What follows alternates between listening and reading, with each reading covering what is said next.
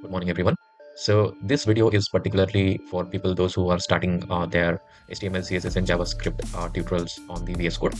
So one suggestion I have for you is do not try to run your HTML, CSS, or JavaScript code on the VS Code. If you try this, then you can see that you are getting this code language not supported or defined.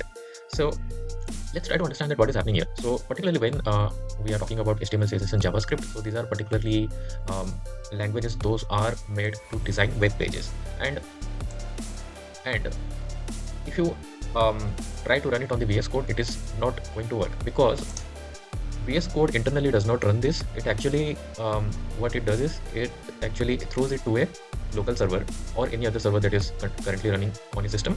So basically, it will be the local server only. And if you go and check for um, show live, check for the server, you can see if I do this, so live server, you can see that the code is currently running on my local server. Okay, so how I am getting this thing? So this thing is particularly nothing but the reflection of my local server in VS Code. So for this, actually, I have installed a plugin. So if you go and check the different plugins available, and if you search for live server, you will get a lot of plugins.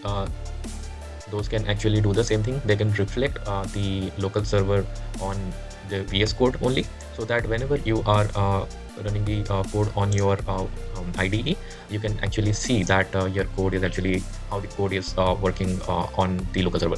Okay, so that is what I wanted to talk about in this particular video. So if you're worried like, okay, I'm trying to run this on the VS Code, you're clicking the play button, don't try to do that because it's going to throw you the error that the language is not supported because the IDE does not run this HTML. It actually, VS Code actually throws it to a server, the local server. And if you want to see it on the VS Code, you have to install the um, live server plugin, and that is actually going to throw you this particular window where you can actually see all the whatever functionalities you want to see the code is doing in the local server. And you just, if you are making any of the changes, let us suppose I make some changes here. So demo, let me just instead of demo, I just remove it and I just do JavaScript in head. Okay, and I just do Control+S. It's actually going to save it, and you can see that now this script has already changed. Okay, so this is how just save the whatever changes you want to do, and same changes you can see in the local server as well. And what you have to do is you have to go here and you have to again check live.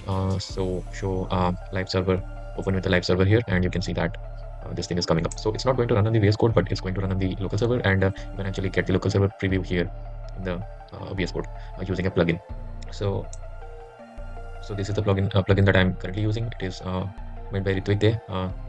Thanks to him to make this plugin very useful for every one of us.